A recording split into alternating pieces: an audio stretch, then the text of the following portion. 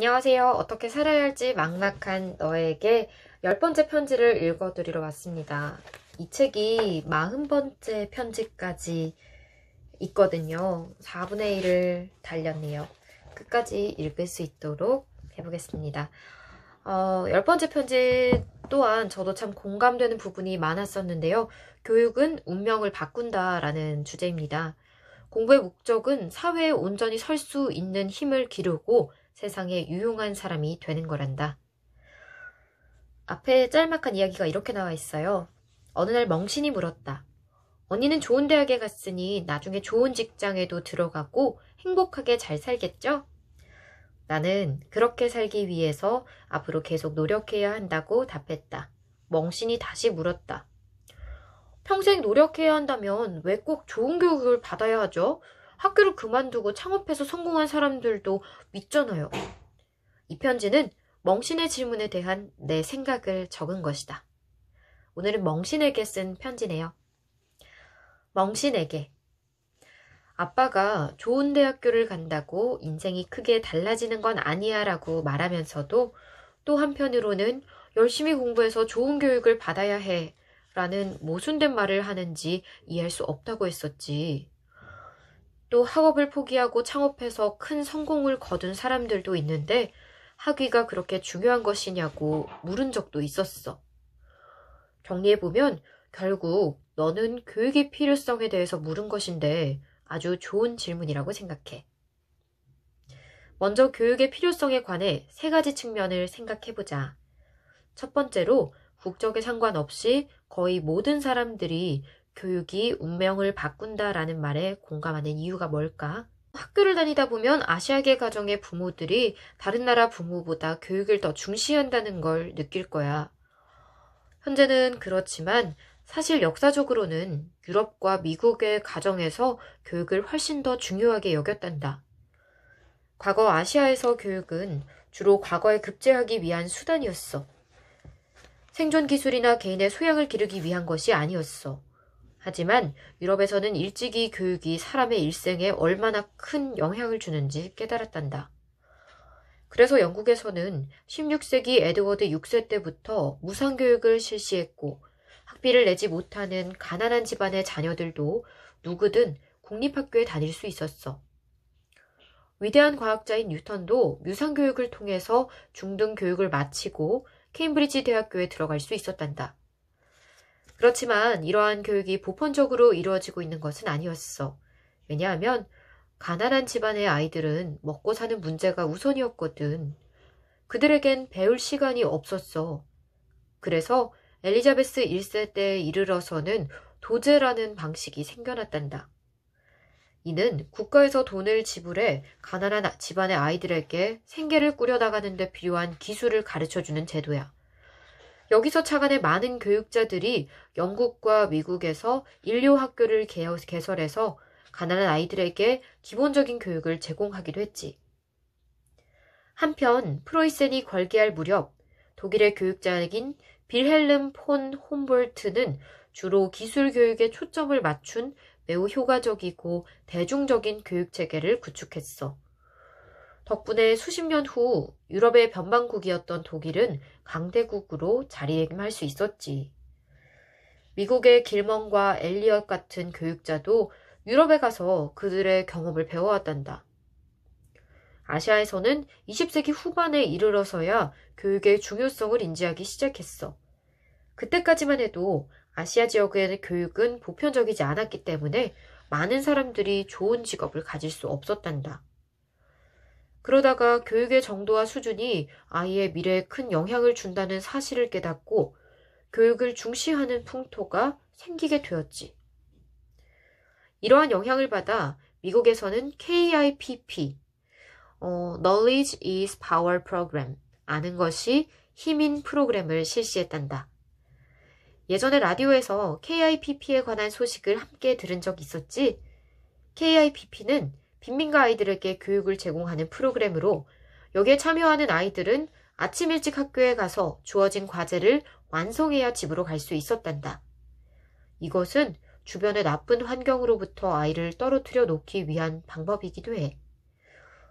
이렇게 교육을 받은 아이들은 대학에 진학하는 비율이 중산층 집안의 아이들과 거의 비슷한 것으로 나타났어. 한 세대만 가난에서 벗어날 수 있다면 가난은 더 이상 대물림되지 않을 수 있단다. 사람들은 점점 교육을 받지 못하면 운명이 고달파진다는 사실을 인식하게 되었지.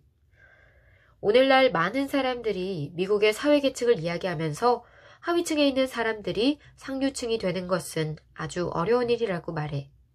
사실 이건 충분히 교육을 받지 못해서란다. 하위층 사람들이 상류층 사람들보다 결코 머리가 나쁜 것은 아니야. 만약 그들에게도 충분한 기회가 주어지고 어려서부터 좋은 학습 습관을 기를 수 있었다면 상류층 사람들과 다를 바 없는 생활을 누렸을 거야. 네가 다니는 학교에 우리처럼 중국에서 온 학부모들도 있을 거야. 그들 중에는 중국 농촌의 상당히 가난한 집안 출신도 있을 텐데 사실 그들의 부모는 훨씬 더 가난했을 거란다.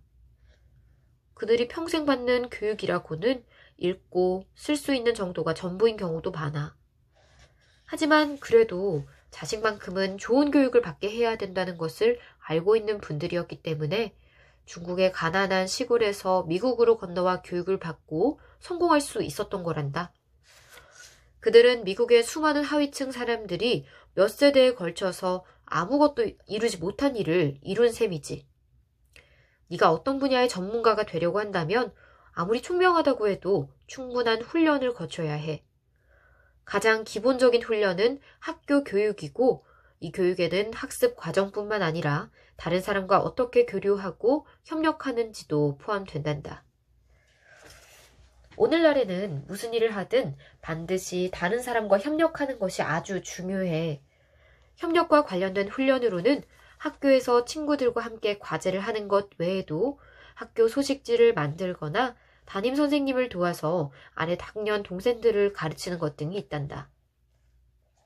두 번째는 먹고 살 걱정이 없고 평생 쓰고도 남을 돈이 있는데도 교육이 필요하냐는 것에 관한 것이야. 물론 교육은 필요해. 그들에게도 교육은 아주 중요한 것이란다. 혹시 졸부라는 단어 들어본 적 있니? 졸부는 벼락부자를 의미하는데 돈을 많이 벌기는 했지만 행동거지는 그에 훨씬 못 미치는 사람을 가리켜. 그들은 돈을 벌고 난 후에 두 부류로 나뉜단다. 첫 번째 부류의 사람들은 시간을 투자해 그동안 받지 못한 교육을 받고 이로써 사업을 계속 발전시켜 나가. 두 번째 부류의 사람들은 자신이 번 돈을 쓸 궁리만 할 뿐 의미 있는 일을 할 생각은 못해. 그들은 자신이 허송세월한다는 사실을 인지하지 못하지. 중국 작가 우샤오보는 초기 주식시장에서 큰 돈을 번 사람들을 조사했는데 몇십 명 중 고작 2명을 제외하고는 모두 처참한 삶을 살고 있었어. 그들 중 대부분은 파산하거나 감옥에 있었고 빚쟁이들에게 쫓겨서 원수에게 살해당하거나 빚쟁이들에게 쫓겨 생명의 위협을 느끼는 사람도 있었지. 그들에게는 두 가지 공통점이 있었어. 하나는 모험을 즐긴다는 거야. 물론 이러한 모험 정신 덕분에 감히 남들이 도전하지 못하는 분야에서 돈을 벌 수 있었지만 결국에는 발목을 잡히는 요인이 되더구나. 다른 하나는 교육 수준이 높지 않다는 거야. 그들 중 대부분은 중등교육밖에 받지 못했고 심지어 초등학교만 나온 사람들도 있었어. 그래서 큰 돈을 벌었지만 더 높은 이상을 추구하지 못했던 거란다. 사람이 교육을 받지 못하면 견문을 넓힐 수 없어. 견문이 넓지 않으면 무슨 일이든 하든 2배 이상의 노력이 필요하지. 2년 전에 중국에서 주식으로 큰 돈을 번 사람이 아빠에게 조언을 구하러 찾아왔어. 2000년 무렵에는 당시의 마윈보다 재산이 몇백 배 많았다고 해.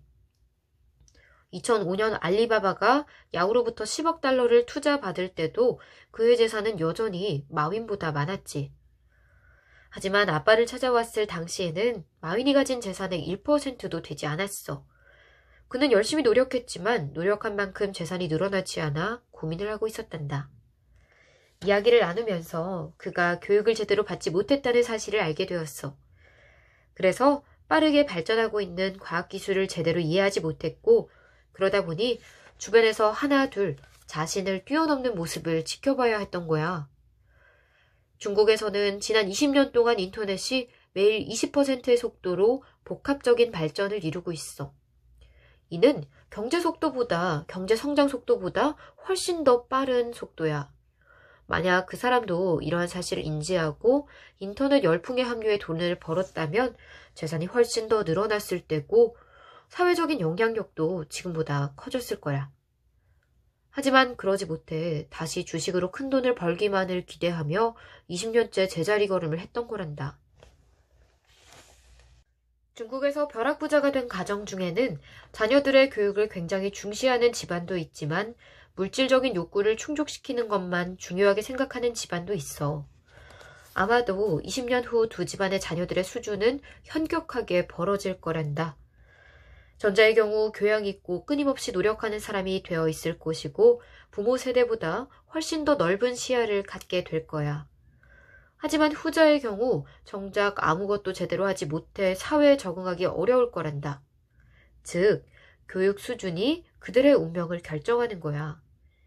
미국의 상황도 크게 다르지 않아. 많은 재벌 2세들이 중책을 맡을 만한 능력이 없어 집안의 재산을 겨우 유지하거나 운이 나쁜 경우 아버지가 벌어놓은 재산을 모두 날려버리기도 한단다.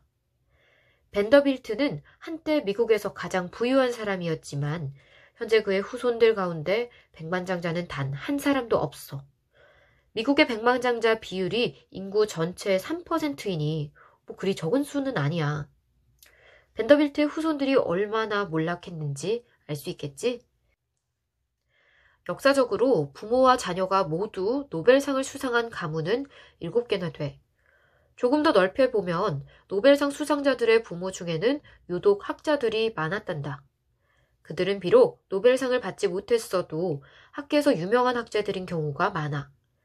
대학 교수의 자녀들 역시 아버지 세대를 뛰어넘는 경우가 많단다. 아마도 어려서부터 양질의 교육을 받으며 교육의 중요성을 인식했기 때문일 거야. 한편 훌륭한 기업가의 자녀가 훌륭한 기업가가 되는 경우는 많지 않단다. 청나라 대신 중국번은 후대에게 가문을 일으키는 건 재산과 관직이 아니라 교육이라고 강조하면서 젊은 사람들이 관직을 쫓기보다는 열심히 공부를 해야 한다고 말했어. 세 번째로 학업을 그만두고 창업을 하는 것에 대해 이야기해보자. 학업을 그만두고 창업을 해서 성공한 대표적인 인물로는 빌 게이츠, 스티브 잡스, 레리 페이지, 세르게이 브린, 마크 저크버그 등이 있지. 레리 페이지와 세르게이 브린은 대학에서 본과를 마치고 스탠퍼드 대학교 박사과정에 입학했다가 중간에 그만두었단다. 그러니 그들은 박사학위를 받지 못한 것뿐이지 학업을 중단하고 창업을 했다고 말하긴 힘들어. 그들보다 훨씬 선배인 제리 양과 데이비드 필로도 마찬가지로 박사학위를 받지 못했지만 교육 수준은 꽤 높은 편이란다. 빌 게이츠와 마크 저크버그도 크게 다르진 않아. 대부분의 사람들은 그들에 관해 두 가지를 간과하고 있어. 첫 번째는 두 사람 모두 아무나 들어가기 힘든 하버드 대학교에 입학했다는 것이고, 두 번째는 두 사람 모두 돈을 벌 수 있는 확실한 방법을 찾은 다음에 학교를 그만두었다는 거야. 절대 학교를 그만둔 다음 창업을 시작한 것이 아니란다. 빌 게이츠는 학교를 그만두고 나서도 학업과 일을 병행하며 학위를 받기 위해 노력했어.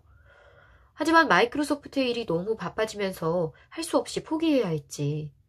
마크 저크버그도 비슷했어.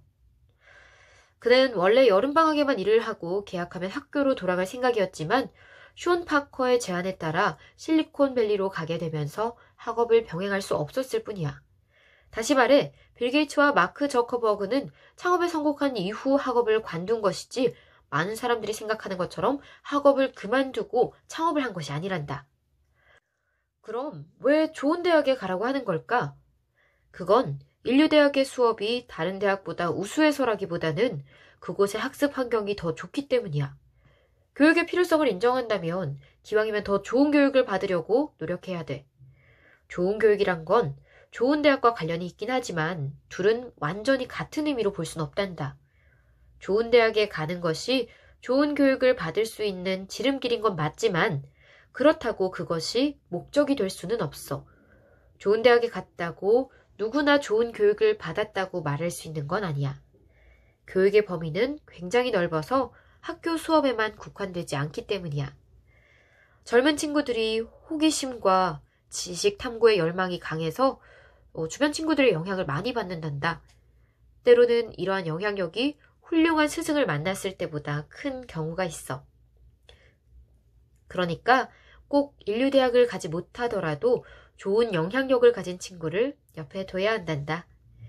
네가 교육이 네 인생에서 어떤 의미를 갖고 어떤 도움을 주는지 충분히 이해할 수 있기를 바란다. 하지만 그렇다고 그저 좋은 성적을 받거나 좋은 대학에 들어가기 위해 공부해서는 안 돼. 공부의 목적은 사회에서 온전히 설 수 있는 힘을 기르고 세상에 유용한 사람이 되는 것이니까. 아빠로부터. 제가 오늘 약간 편도나 목 상태나 코가 좀 막히고 그래서 평소보다 목소리 상태가 좋지 않네요. 양해 부탁드립니다. 오늘도 함께 해주셔서 감사하고요. 교육의 목적이 이런 이유가 맞는 것 같아요. 저도 학교에서 배웠던 내용들이 실제로 우리 실생활에 적용이 되고 도움이 되는 경우도 많이 있지만 사실은 그 공부를 하는 과정에서 겪었던 일들, 내가 깨달았던 그런 지혜라고 해야 되나요? 그런 것들로 인생의 삶의 질, 그 다음에 살아가는 방식에 있어서의 좀 발전이 있는 것 같아요. 그런 의미에서 진짜 죽을 때까지 배워야 되는 게 맞는 것 같습니다. 오늘도 수고하셨습니다. 감사해요.